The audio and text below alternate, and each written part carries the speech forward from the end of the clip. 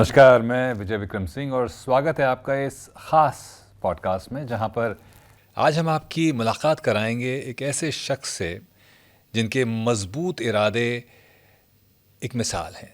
वो एक business leader हैं जिनके प्रोडक्ट्स अपनी मजबूती और टिकाऊपन के लिए क्वालिटी और भरोसे का दूसरा नाम बन चुके हैं। प्लास्टिक मोल्डेड फर्नीचर सेगमेंट में देश में टॉप 5 में शामिल ब्रांड जो देता है 1 साल नहीं, 2 साल नहीं, 3 साल की गारंटी और एक से बढ़कर एक आकर्षक डिजाइन। हमारे साथ हैं एवरो इंडिया लिमिटेड के चेयरमैन मिस्टर सुशील अग्रवाल। सर, सबसे पहले तो क्योंकि हमने ऑफ कैमरा भी बातचीत करी तो मुझे समझ में आ गया कि ज्ञान का तो भंडार है, आज बहुत सारी नॉलेज मिलने वाली है, पर हम आपके जीवन से कुछ सीखें उसके लिए आपके जीवन के बारे में भी थोड़ा सा समझना चाहेंगे। हाउ इट स्टार्टेड, बचपन कैसा था, बिजनेस का आइडिया कहाँ से आया, क्या चैलेंजेस थे और उसको यहाँ तक ले जाने का जो पूरा सफ़र है, ये अगर आप एक नटशेल में बता पाएँ। थैंक यू विजय जी, नमस्कार। मुझे लगता है भारी भरकम क्वालिटी से ज़्यादा आपकी भारी भरकम आवाज़ ने पूरे देश को कितना रोमांचित कर रखा है बरसों से। और हम हमेशा सोचते थे वो चेहरा कौन है जिसकी आवाज़ इतनी बुलंद है, हर इंसान सुनना चाहता है। मुझे आज गर्व है, खुशी है आपके साथ में वक्त बिताते हुए। विजय भाई, जब माँ के पेट से इंसान बच्चा पैदा होता है तो अमीर या गरीब पैदा नहीं होता, विरासत में अमीर या गरीबी मिलती है। अमीर का बच्चा है, गरीब का बच्चा है। मैं जब पैदा हुआ तो ऐसे गरीबी हालात में पैदा हुआ कि मैं आपको बता, जैसे गवर्नमेंट हॉस्पिटल में हमारी पैदाइश हुई और नेचुरली अपने पास तो कुछ था ही नहीं। जीवन जो बचपन में ना एक एक छोटी छोटी सुविधाओं को, खुशियों को तरसते देखा। पिताजी नौकरी करते थे, उसके बाद फिर उन्होंने अपना काम शुरू किया बाइसिकल पार्ट्स का, दिल्ली में ही। और हमने छोटे छोटे स्कूलों में जाना शुरू किया। छोटी सी गली में दिल्ली में रोशनरा बाग रोड पे हम लोगों का घर था, जहाँ पे हम लोग रह रहे थे। एंड घर में 5-7 भाई बहन भी थे, सब कुछ से हम लोग अपना ज़िंदगी जैसे तैसे जी रहे थे। लेकिन एक स्ट्रगल फेस में मैंने अपने लाइफ में जब देखा कि हमारे पिताजी माताजी जो हैं वो बहुत स्ट्रगल भी कर रहे थे, साथ साथ में हमारे से बहुत बड़ा हादसा हुआ कि हमारे बड़े भाई 19 साल की उम्र में एक्सपायर हो गए। तो मम्मी पापा का मन बिल्कुल टूट गया। उनको लगा यार हमने जवान बच्चा खो दिया है। हम 6 भाई बहन थे, एक चला गया, 5 रह गए थे। तो पिताजी और मम्मी ने प्रोग्राम बनाया कि हम सब कुछ छोड़ के, सारा समाज, देश, अपने रिश्तेदारी सब कुछ छोड़ कर चले जाते हैं। और हम लोग बैंगलोर शिफ्ट हो गए 1969-70 में। तो मैंने एक बात सोची, सुशील अग्रवाल, तेरे पास कोई चॉइस नहीं है। तू जो ज़िंदगी जी रहा था वो तेरे को विरासत में मिली, लेकिन क्या बदल सकता है? तो मैंने मात्र 12-13 साल की उम्र में ही काम शुरू किया। मैंने पिताजी को बोला, पिताजी मैं थोड़ा बड़ा काम करना चाहता हूँ। बोले पैसा कहाँ से आएगा? मैंने, पिताजी पैसे की चिंता मत कीजिएगा, धीरे धीरे धीरे जब लोगों से बात करेंगे, अपने मन की बात शेयर करेंगे तो लोग देंगे। और हमारे साथ ऐसे ही हुआ। हमारे पिताजी बहुत ईमानदार थे, ज़िंदगी भर उन्होंने कभी किसी से कोई हेराफेरी नहीं करी, गलत बात नहीं करी। और हमको लोग पहचानते समझते थे कि हाँ ये लोग शरीफ लोग हैं, गरीब हैं लेकिन शरीफ लोग हैं। तो हमने जब लोगों से रिक्वेस्ट किया कि भैया आपको माल दीजिएगा, क्वांटिटी में दीजिएगा, जैसे हमारी कैपेसिटी 10,000 की थी, हमने कहा भैया काम करो 50,000 का माल दे दो, 1 लाख रुपये माल दे दो, थोड़ी क्वांटिटी में दीजिएगा। मैंने जो लैंडिंग कॉस्ट आती थी उतने पे माल बेच करके मात्र 2 या 3% मार्जिन पे काम करते करते मैंने पैसा बचाना शुरू किया। तो हमारा साल में, मतलब आप मान के चलिए 1980 तक करीब करीब हमारा साल में 50,000 रुपये का हमारी पर ईयर में कमाई होती थी, जिसमें कि हम 5 भाई बहन थे, 2 माता पिता थे, हमारे मामा जी थे, हमारे एक और गांव से लोग आए हुए थे, 7-9 तो हम लोग थे खाने पीने वाले। और एक 12x12 के कमरे में हम लोग बेड पे सोते थे। तो बेड ऐसे लगा होता था, तो हम ऐसे ऐसे सोते थे क्योंकि हमारे पास सोने की जगह नहीं थी, तो नेचुरल टांगे सबके नीचे गिर जाती थी। तो बचपन में ये रहा कि सुबह शाम काम के अलावा कुछ सोच ही नहीं पाए, तो पढ़ाई लिखाई सफ़र करते चली गई। जबकि मैं 7th में मैंने टॉप किया पूरे बैंगलोर के अंदर, हिंदी स्कूल में था मैं, हिंदी टॉप किया, मैंने इंग्लिश टॉप किया। फिर 10th में मैं अच्छा काम करता रहा, लेकिन 11th-12th हम कर नहीं पाए, बहुत मुश्किल से, जैसे तैसे कहते ना, साल में 2-4 बार जैसे जाके प्रेजेंट दे के करना होता है। मैंने 12वीं पास करने के बाद फिर हमारी कॉलेज जाने की हिम्मत नहीं थी, ना पैसा था ना वक्त था। पिताजी बोले बेटा अभी से ज़्यादा पढ़ाई लिखाई नहीं कर पाओगे, आप अपने काम पर ध्यान दीजिए। तो मैंने और मेरे भाई ने मिल करके मात्र 13-14 साल की उम्र में बिज़नेस संभाला। करते करते करते 19-20 साल की उम्र तक मैं इतना पारंगत हो गया था, इतना एक्सपर्ट हो गया था कि मैंने पूरे साउथ इंडिया के अंदर, क्योंकि मेरा बैंगलोर में बेस था, बैंगलोर से हो, चाहे चेन्नई से हो, चाहे केरला से हो, चाहे हैदराबाद से हो। सबसे बड़ा काम बिज़नेस मैंने संभालना शुरू कर दिया था, क्योंकि मैं इतनी क्वांटिटी में माल मंगा रहा था, मंगा के सबको बेच रहा था, रिटेलर्स को बेच रहा था, हर एक को अपना माल भेज रहा था। करते करते मैंने जब पैसा कमाना शुरू किया, वो भी पैसा इतना नहीं था कि भी वो उससे हमारा कोई घर का खर्चा चलता, बहनों की शादी कर पाते या कुछ भी कर पाते। हमें ऐसा लगता था यार अगर जो बहन की शादी में बाई चांस कोई एक आधा लाख रुपए देना पड़ गया या गाड़ी देनी पड़ गई तो हमारे तो बस की है ही नहीं, हमारे पास तो था ही नहीं। तो मैंने सोचा पिताजी ऐसा करते हैं, कुछ और नया काम करते हैं। ऐसे मेरी किसी से मुलाकात हुई, कोई बहुत ही सज्जन इंसान थे। उन्होंने कहा सुशील एक काम करो, आप ना होम अप्लायंस बेचना शुरू करो, गैस स्टोव, गीज़र, मिक्सर, ऐसी चीज़ें। तो हमने कहा भैया हमें तो बेचनी आती है, हमें तो ABCD भी नहीं पता, और ये बिकती कैसे हैं। बोला कोई बात नहीं, हम आपको गाइड करेंगे। फिर उन्होंने बताया कि ऐसा जी, अगर जो आप एक अच्छी सी क्वांटिटी बेच देते हो, जैसे 1000 पीस आपने बेच दिया, 50 रुपये मिलता है, तो आपको पैसा बहुत मिलता है। तो मैंने कहा 50 रुपये से तो 5000 रुपये होगा। बोला नहीं सुशील जी, आप कैलकुलेशन में गलती कर गए, 50,000 रुपये होता है। मैंने कैलकुलेट किया, 1000 × 50, हाँ मैंने कहा 50,000 ही होता है। मैं शॉक्ड हो गया। मैंने कहा जी क्या 50,000 रुपये कमाई हो सकती है? मुझे विश्वास नहीं आया। मैंने हाथों हाथ इनको बोला जी मैं हाथ जोड़ के आपसे ये कहना चाहता हूँ, मुझे आप ये काम दीजिए, मैं सारे काम धंधे छोड़ करके मैं इसके पीछे पड़ जाऊँगा। रातों रात मैंने बैंगलोर में और केरला में 2 जगह ऑफिस लगाए, लगा करके हमने गैस स्टोव, मिक्सर, गीज़र, इस तरह की चीज़ें बेचनी शुरू करी, ग्राइंडर वगैरह वगैरह। वो करते करते करते हमने भगवान की दया से अच्छी प्रगति करी, अच्छा पैसा भी कमाया। पहली बार हम लोगों ने ज़िंदगी में कार खरीदी या अपने लिए घर बनाने की हिमाकत करी। 1990 में आकर के हमने अपना पहला घर बनाया। उससे पहले तो हम भाड़े के घरों में रहते थे। आपको बड़ा इंटरेस्टिंग लगेगा विजय जी, मैं आपको बताऊँ कि मैं थोड़ा आगे पहुँच गया हूँ। मैं आज जब आपसे बात कर रहा हूँ तो अपनी लाइफ में 15 बिजनेस बदल चुका हूँ मैं, और 22 घर बदले मैंने। आप सोचिए कि किस तरह से, किस दौर से गुजरा होऊंगा कि मैं 22 घर बदले हैं, और मेरे सारे स्टेट्स में रहा हूँ। तो यानी कन्नड़ा, तमिल, तेलुगु और कुछ मलयालम भी बोल देता हूँ, हिंदी, इंग्लिश, पंजाबी वगैरह आती है, गुजराती, मारवाड़ी, हरियाणवी हमारी लैंग्वेज है। तो करीब करीब 10 लैंग्वेज बोलता हूँ, जस्ट बिकॉज कि हर सीज़न का, हर जगह का मौका मिला। करते करते फिर मैंने अपने पिताजी को कहा, पिताजी अभी थोड़ा और बड़ा काम करने की इच्छा है। चांस की बात है, लिबरलाइजेशन हुआ था, माननीय मनमोहन सिंह जी फाइनेंस मिनिस्टर थे उन दिनों। उन्होंने कहा कि भी पूरे देश में अगर जो कोई प्राइवेट सेक्टर में LPG बॉटल प्लांट लगाना चाहता तो लगाइए। तो वो LPG बॉटल प्लांट का जब मैंने देखा हम गैस स्टोव बेचते थे, हमने कहा यार बात तो बनती है, हम भी LPG बॉटल प्लांट लगा लेते हैं। पैसा नहीं था मेरे पास, मुश्किल से 15 लाख रुपये था। तो मैंने धीरे धीरे कोशिश की, फ्रेंड से लिया, इससे लिया, उससे लिया। साथ साथ हमने डिपार्टमेंट से, गवर्नमेंट से रिक्वेस्ट करी कि हमको पैसा दीजिएगा। उन्होंने बहुत वक्त लगा दिया, बोला कि पूरे देश में अभी तक तो LPG bottle plant private sector में कुछ चलाता ही नहीं है, तो हम आपको पैसा कैसे दे दें, किस बात पर दे दें, क्योंकि हमें पता नहीं ना आप चला पाएंगे नहीं चला पाएंगे, वो ईजी है भी कि नहीं है। तो पैसा नहीं मिला। लेकिन पता नहीं क्यों मैंने बहुत कोशिश और हिम्मत करके पेपर में ऐड डाल करके ये कोशिश करी, समझाया लोगों को कि हम एक शानदार LPG बॉटल प्लांट लगाने जा रहे हैं जो देश की सेवा करेगा और आपको प्राइवेट सेक्टर में उसका काफ़ी फ़ायदा मिलेगा। फॉर्चुनेटली लोगों ने मेरे पर भरोसा किया और मेरे पास इतना पैसा आ गया कि मैंने not only LPG bottle plant लगा लिया। उसके बाद में जब उन्होंने, डिपार्टमेंट वालों ने पैसा देने की कोशिश की कि सर आपका लोन सैंक्शन हो गया है, मैंने हाथ जोड़ कर बोला जी मुझे पैसे की ज़रूरत नहीं है, मेरे पास पैसा आ गया है, किस्मत से आ गया है, जैसे भी है। तो उन्होंने बोला जी तो हमारे लिए बहुत बड़ा नुकसान वाली बात हो जाएगी, फिर हमारे पास डिपार्टमेंटल इंक्वायरी हो जाएगी, तो एक काम करो हम अपना चेक देते हैं, आप अपना चेक दे दो। उन्होंने अपना चेक दिया, मैंने अपना चेक दिया और करके अकाउंट नलीफाई किया, यानी कि मैं डेट फ्री पे काम कर रहा था और मैंने अच्छा बिज़नेस किया। मैंने जब लगाया था तो उस समय वो साउथ इंडिया का बिगेस्ट प्लांट था और भारत के अंदर one of the biggest LPG bottling plant था, जिसमें मेरे नाम से एशिया LPG प्राइवेट लिमिटेड, मेरे खुद के सिलेंडर्स निकलते थे 12 किलो और 17 किलो के, और बहुत पॉपुलर हो गए थे।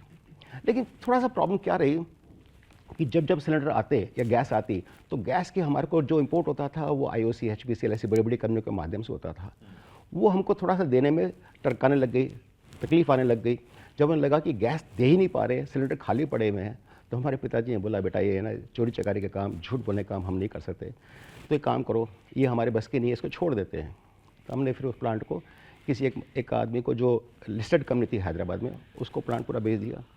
मेरे पास अच्छा खासा पैसा आ गया। लेकिन चांस की बात क्या है, तब तक साइकिल बंद कर चुके थे, साइकिल का बिज़नेस बिल्कुल ज़ीरो कर दिया था हम लोग 1988 में। और 94 के करीब मैंने जब ये प्लांट बेचा तो मेरे पास कोई काम ही नहीं बचा, क्योंकि अप्लायंसेस का काम जो हम करते थे उस काम के अंदर बहुत रीजनेबल सी ग्रोथ थी। मतलब आप मान के चलो कि साल में अगर जो हमने जितना भी काम किया, मुश्किल से 1 लाख रुपये महीने की हमारी एक इनकम होती होगी पूरे परिवार की सब मिला करके। और उसमें ये समझ लीजिए, ये मैं आपको बता रहा हूँ 95, 96, 98, 98 2000 की बातें बता रहा हूँ, जहाँ पर हमारी कमाई बिल्कुल बहुत छोटी लिमिटेड थी। तो लगता था इतना सब करने का ना कुछ इतना बचता नहीं है कि भी हाँ भाई चलो कुछ सामान ले ले, खरीद ले, ये कर ले, घर ले ले, या फैक्ट्री लगा ले। तो फिर उस वक्त मैंने फिर डिसीजन लिया क्या करना चाहिए। मैं दिल्ली आया, किसी से मेरी मुलाकात हुई एक अपने जानकार से, तो बोले यार हमको ना कुछ काम करने की इच्छा है, हमारे पास एक्सपीरियंस और एक्सपर्टीज़ नहीं है, तुम करोगे क्या? मैंने कहा जी मेरे पास भी नहीं है, लेकिन हाँ मेरे पास कुछ पैसा था, जो मेरे पास इन्वेस्टमेंट वो बेचने का दाया था, उनके पास भी कुछ था। तो हम दोनों मिलजुल करके एक बाइसाइकिल कटिंग प्लांट लगाया साहिबाबाद के अंदर। एंड उसको जब मैंने लगाया, इम्प्लीमेंट किया, तो बहुत ही वर्ल्ड क्लास प्लांट बना, एकदम बहुत ही एक कहते हैं बहुत ही अमेजिंग लेवल पे, जो हाईटेक क्वालिटी का होता है।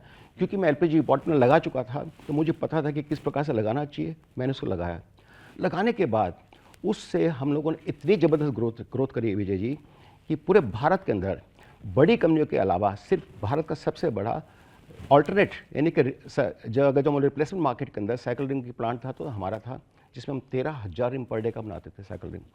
और मेरे पास अच्छे खासे ग्रोथ होने लग गए, पूरे देश में मेरा बिजनेस होने लग गया। 3,500 डीलर का नेटवर्क था मेरे पास पूरे देश में, माल जाने आने लग गया।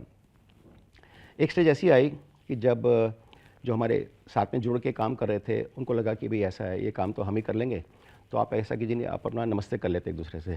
तो तकलीफ़ तो हुई, वैसा मन में इस प्रकार की भावना नहीं थी, लेकिन जब उनके साथ में फिर छूटना हुआ, तो अपने हाथ में जो छोटा मोटा पैसा आया और उसमें कुछ रह भी गया, तो अल्टीमेटली उससे फिर ये हुआ कि फिर वापस ज़ीरो पे आ गए। अब कोई काम ही नहीं है, तो कैसे करें, ज़िंदगी कैसे जिए। कभी कभी क्या होता है ना विजय जी, जब ईमानदारी आपकी ना कहीं धीरे धीरे बोलती ज़रूर है। इंसान को कभी लगता है यार ईमानदारी करके क्या फ़ायदा है, क्या मिल जाएगा, आएगा, मिल के आएगा और मल्टीप्लाई होके आता है।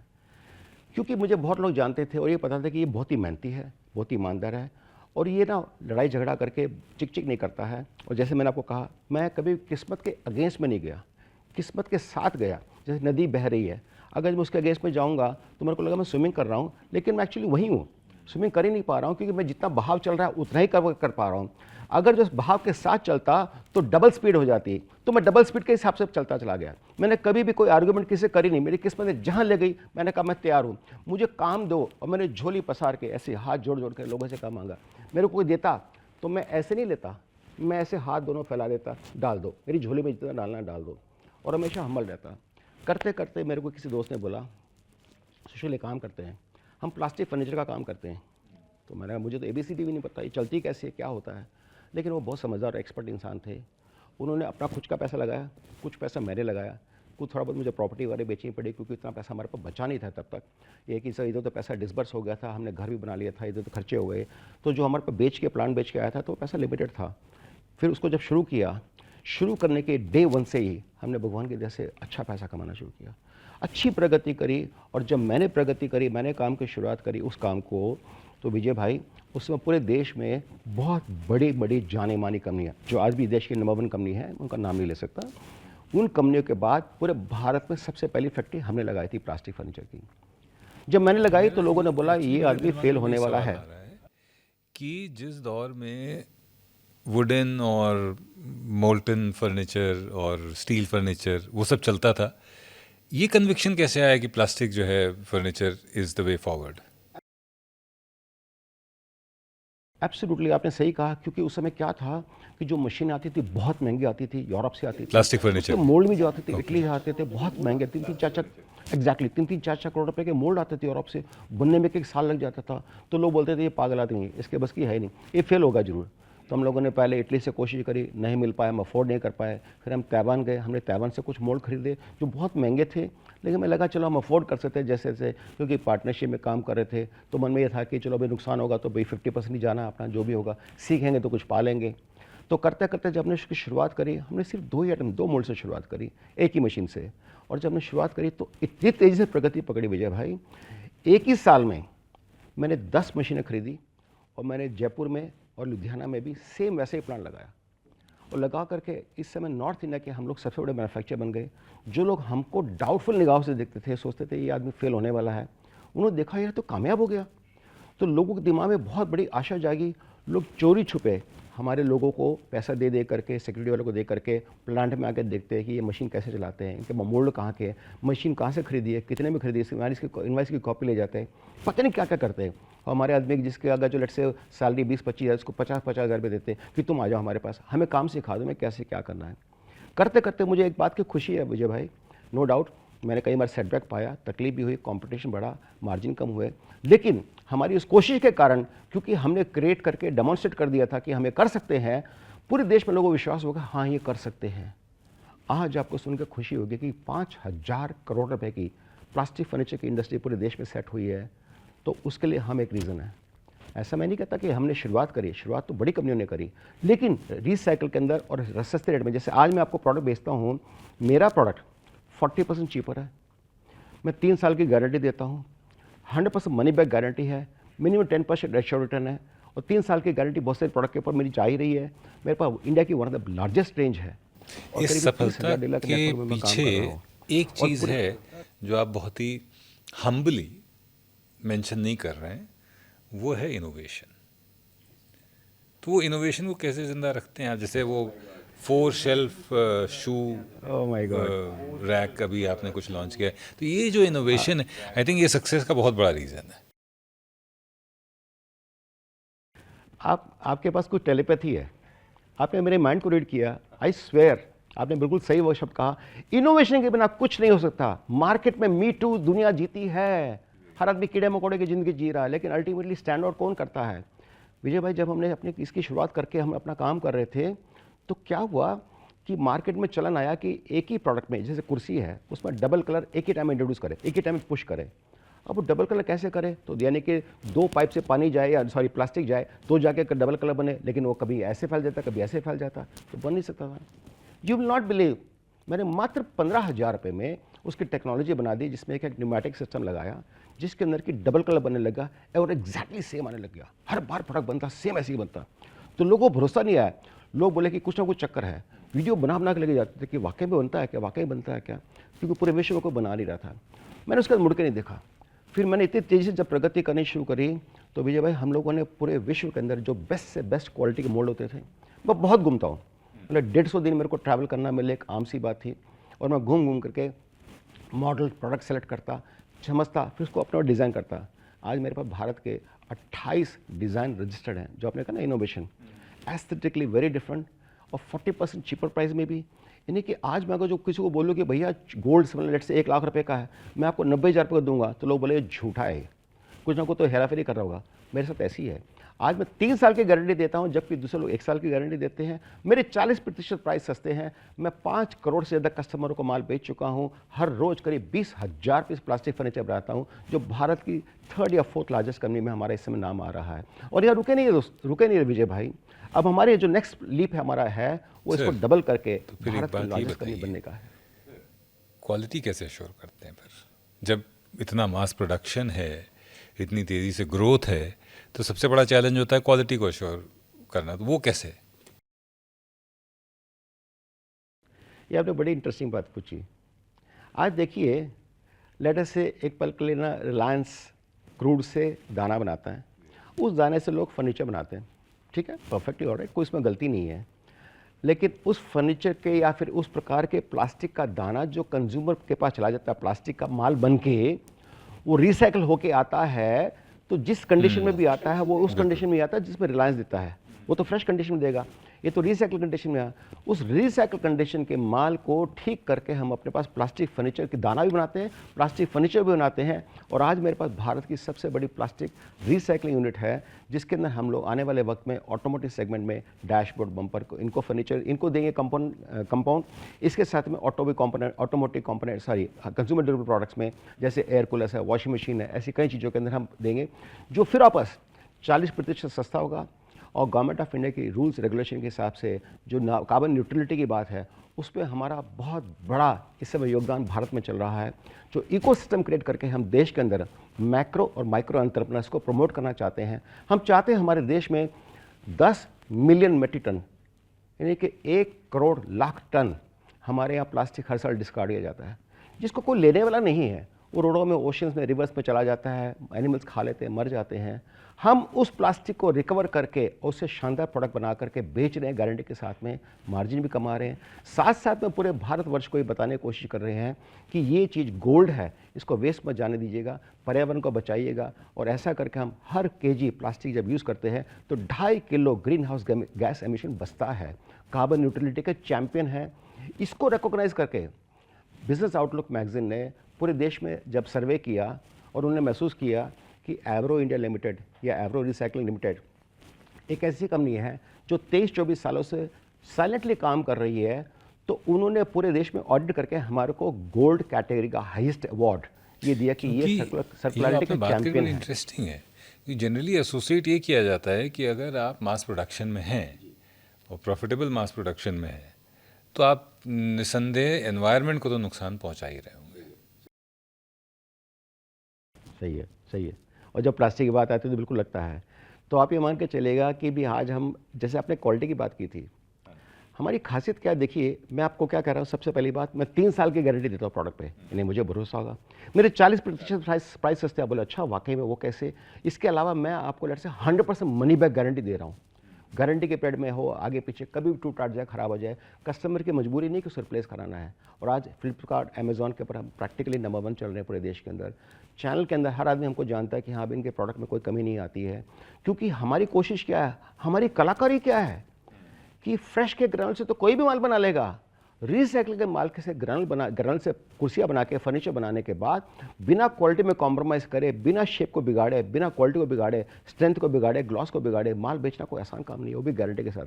आपकी बातों से एक बात क्लियर हो गई कि आप अपनी सोशल रिस्पॉन्सिबिलिटीज़ को और देश के प्रति जो रिस्पॉन्सिबिलिटी है उसको बड़ी अच्छी तरह से समझते हैं और निरंतर प्रयास भी कर रहे हैं कि आप जो आपको मिला है उससे कहीं ज़्यादा आप वापस दे पाएँ। तो इससे जुड़ा हुआ एक सवाल ये उठता है कि मेक इन इंडिया इनिशिएटिव चल रहा है, आप एक देशभक्त हैं, आप किस तरह से देखते हैं कि हिंदुस्तान चाइना की तरह, जिस तरह से आजकल लोग फर्नीचर नया घर बनाते हैं तो एक चाइना की ट्रिप लगाते हैं कि वहाँ से फर्नीचर लेकर आएँ, तो वो बदले, हिंदुस्तान एक फर्नीचर मैन्युफैक्चरिंग हब बने, उसके लिए आपको क्या लगता है हिंदुस्तान को क्या करना पड़ेगा और उस दिशा में क्या आप बढ़ रहे हैं?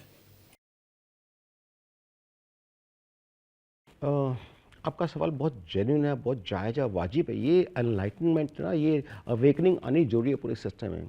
एक तो अच्छी बात ये हुई, ये जो प्रोडक्ट हम बेच रहे हैं, लेट्स से 500-700 हज़ार 2,000 रुपये वाला प्रोडक्ट, ये प्रोडक्ट भी चाइना से या कहीं से भी इंपोर्ट नहीं आता, क्योंकि कमोडिटी आइटम आलू की तरह हर जगह बिकती है, तो उसका कौन वहाँ पे इंपोर्ट करके क्या फ़ायदा, अनलेस बहुत बड़ी शॉर्टेज हो।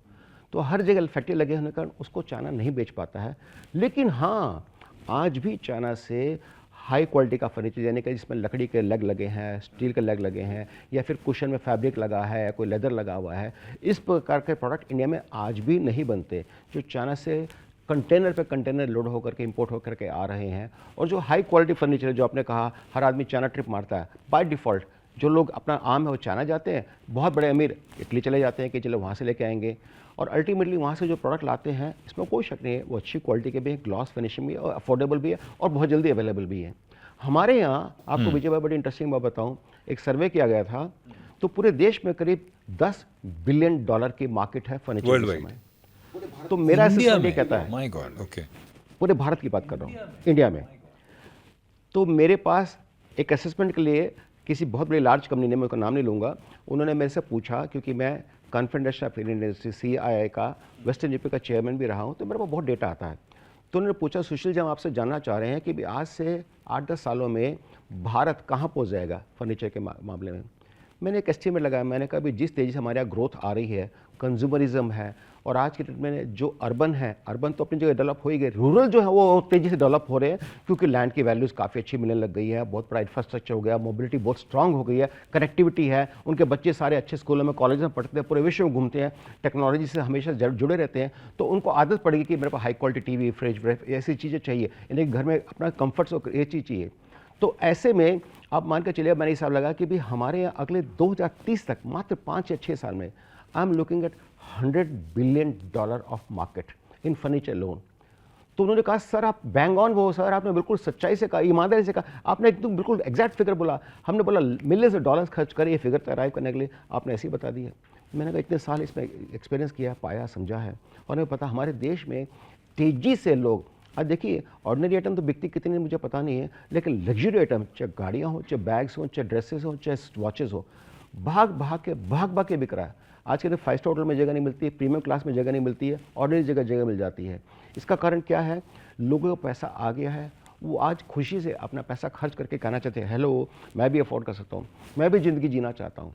एंड आई एम श्योर उसके कारण वो जो डिवाइड खत्म हुआ है, देश की पर कैपिटा इनकम भी बढ़ी है और यहाँ पे कंज्यूमरिज्म जो बढ़ा है, आने वाले वक्त में ये भविष्य अगले 30-40 साल जैसे चाइना का रहा, आपके बिजनेस भारत में का अब आ गया है। डिस्ट्रीब्यूशन नेटवर्क का बहुत बड़ा योगदान होता है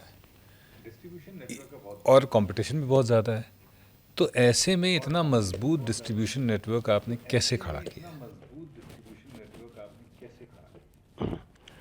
बिल्कुल सही कह रहे हैं विजय भाई।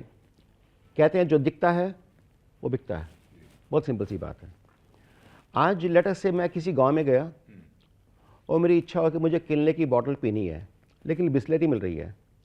या तो मैं प्यासा मरूंगा या मैं कहूँ मार कोली किनले को, चलो बिस्लेरी ले ले भाई पी लो, क्योंकि वो अवेलेबल था बाय डिफ़ॉल्ट। तो डिस्ट्रीब्यूशन नेटवर्क जो है वो लाइफलाइन है सारी कंपनियों की, एफएमसीजी को मिलाकर के जितने लार्ज कॉर्पोरेट देश के हैं उनकी सबसे बड़ी स्ट्रेंथ डिस्ट्रीब्यूशन नेटवर्क है। जैसे हल्दीराम है, आप देखिए हर जगह भुजिया के पैकेट उनके आपको मिल जाएंगे और आपके लेटर से कुछ चीज़ें ऐसी है, खैनी है, ये है, वो है, कुछ चीज़ सुपारियाँ वगैरह हैं, ये कुछ चीज़ ऐसी है बेसिक जो आपको पूरे विश्व में, पूरे हिंदुस्तान में छोटे से छोटे खोखा में होगा तो ये बाय डिफ़ॉल्ट आइटम होंगी। उनका डिस्ट्रीब्यूशन नेटवर्क कितना स्ट्रांग है।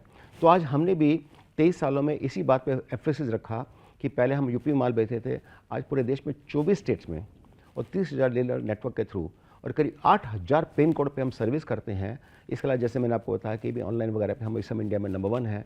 हमारी कोशिश ये है कि हम देश के हर कोने में छा जाएँ, क्योंकि हमारे प्रोडक्ट यूनिक हैं, क्वालिटी बहुत अच्छी है, एस्थेटिकली स्ट्रॉन्ग है, प्राइस रीजनेबल है, हमारा सपोर्ट मैकेनिज्म भी है, हम बहुत सारे कॉन्फ्रेंस करते हैं, साथ साथ उनको सेकेंडरी स्कीम देनी है, प्रमोशन करनी है, सब कुछ करते हैं डीलर के लिए। हम ये मान के चलते हैं कि हमारा डीलर खुश है या डिस्ट्रीब्यूटर खुश है तो कंपनी अपने आप ही खुशहाल हो जाएगी।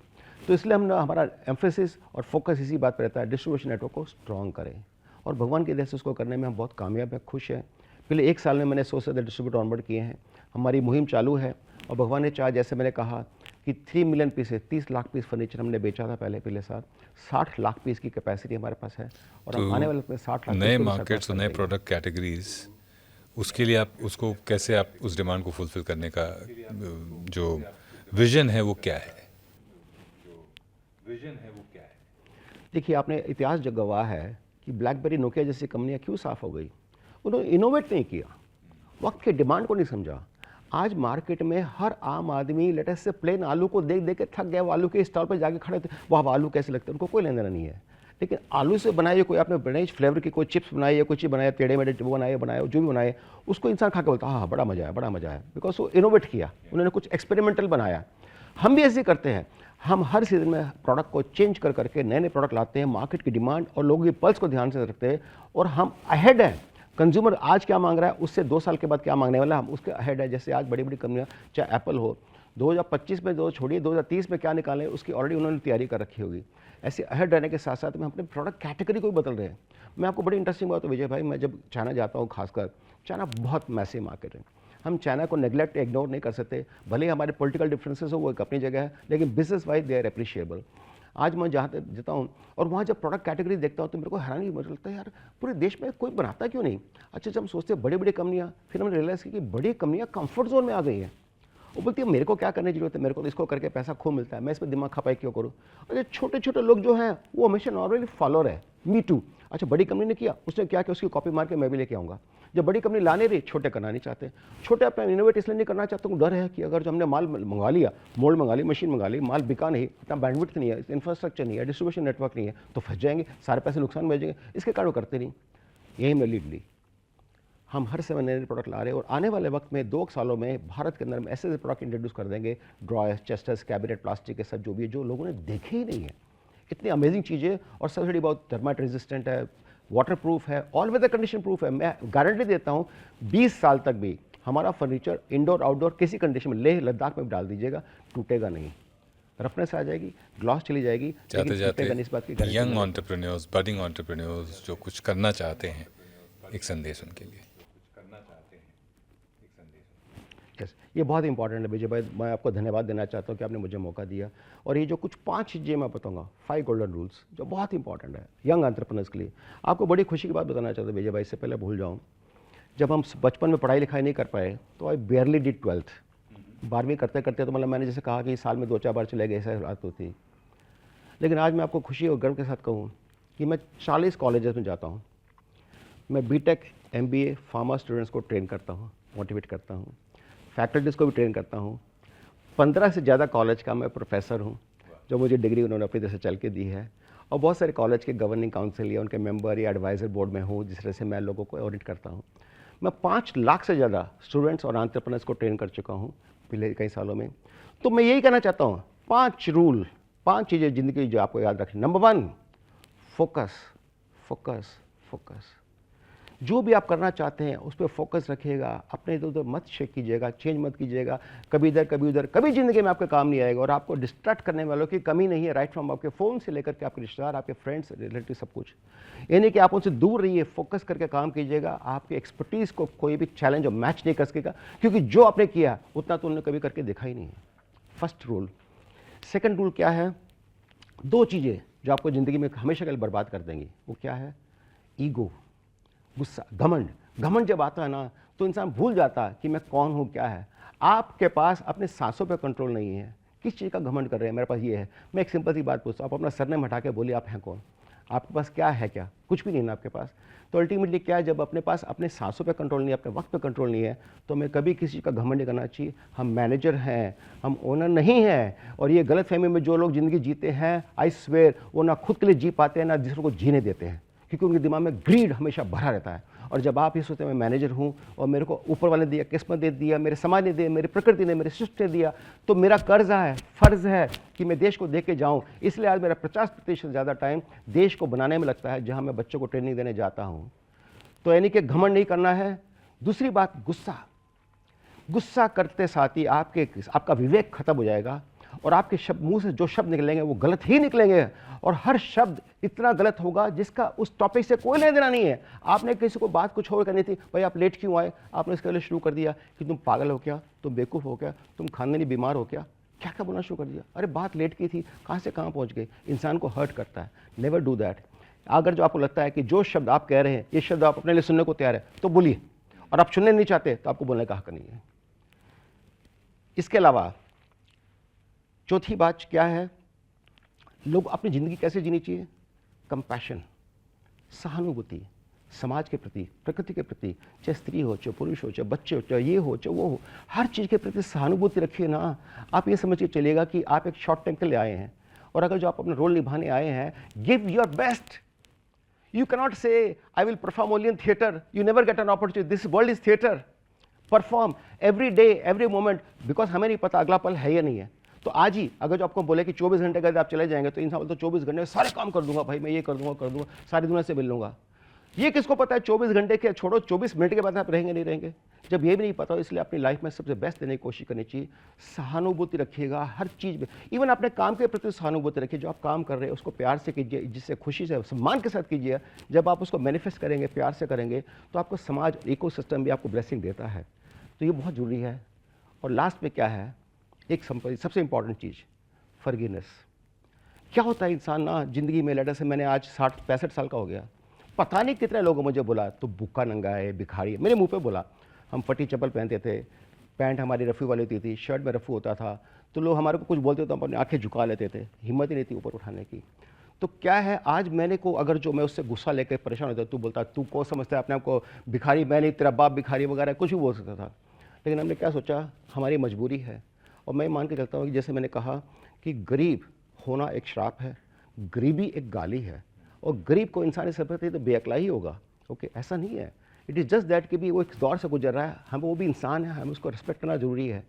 तो मैंने बचपन में क्या किया, जब जब लोगों ने मुझे एब्यूज़ किया, एक्यूज़ किया, इंसल्ट किया, इग्नोर किया, मैंने उसको अपने दिल में बिठा लिया। मैंने कोई बात नहीं, मैं इसका जवाब दूंगा, गुस्से में नहीं। इसलिए मैं हमेशा क्या कहता हूँ कि आपको रिएक्ट नहीं करना, रिस्पॉन्ड करना है। किसने बोला कि ये गरीब है, भिखारी है, तो मेरे को जोड़ने की जरूरत है कि तू बड़ा भिखारी है, मैं बोलूँ कोई बात नहीं, मेरे को रिएक्ट, मैं रिस्पॉन्ड कर सकता हूँ। अच्छा भाई तू मेरे को भिखारी बोला, कोई बात नहीं भाई, तू बहुत खुश है ना, ज़िंदगी मैं भी इतनी कोशिश करूँगा कि मैं आगे बढ़ के दिखाऊंगा, फिर बात करेंगे कौन भिखारी है ना। बात करने का तरीका, समझाने का तरीका, रिस्पॉन्ड करना, रिएक्ट नहीं करना है। तो इसी प्रकार से मैंने जब अपने गुस्से को पाला, धीरे धीरे अपने अंदर रखा, और करते करते करते मैंने ज़िंदगी में एक प्रण लिया कि मैं गरीब हूँ, मुझे गरीबी से बाहर निकलना है। आज मेरे पास सब कुछ है, भगवान का दिया, ऊपर वाले का दिया आशीर्वाद, प्यार, मान, सम्मान, रिश्तेदारी, दोस्त, परिवार, बहुत प्यारा परिवार है, लेकिन मेरा देश गरीब है। जब तक मेरा देश गरीब है, सुशील अग्रवाल अमीर नहीं हो सकता। मुझे पूरे देश को आगे लेकर जाना है। मिल ही जाएगी मंजिल यूं ही भटकते भटकते, गुमराह तो वो हैं जो घर से निकले ही नहीं। ज़िंदगी में अगर कुछ करना है तो कर डालिए, कोशिश करिए। हमारे दिमाग में 50 आइडिया आते हैं, पर हर आइडिया के साथ एक बहाना भी आ जाता है कि ये आइडिया तो इम्प्लीमेंट नहीं हो सकता। एक बार करके तो देखिए, give that idea a chance, give yourself a chance. ये सिखाता है हमें सुशील अग्रवाल जी का जीवन। Thank you very much Agarwal साहब, हमसे बात करने के लिए और इतनी इंसाइट देने के लिए। ना केवल बिजनेस बल्कि जीवन की इंसाइट, और सबसे ज़्यादा इंपॉर्टेंट जीवन की इंसाइट है, क्योंकि जो आपने इंसाइट दी that is unique to you, और उससे बहुत कुछ सीखने को मिलेगा लोगों को। तो एवरो इंडिया की लेगेसी, सफ़र और उपलब्धियों के बारे में अहम जानकारी दी अग्रवाल साहब ने, उसके लिए उनका धन्यवाद। ईमानदारी और गुणवत्ता के साथ करोड़ों दिलों का भरोसा बन चुकी इस विरासत को नई बुलंदियों पर ले जाने के लिए अग्रवाल साहब को बहुत बहुत बधाई हो। और हम उम्मीद करते हैं कि ये लेगेसी इससे भी ज़्यादा तेज़ रफ्तार से आगे बढ़ती रहे। आपसे इजाज़त लेता हूँ, बहुत बहुत धन्यवाद। थैंक यू अग्रवाल साहब।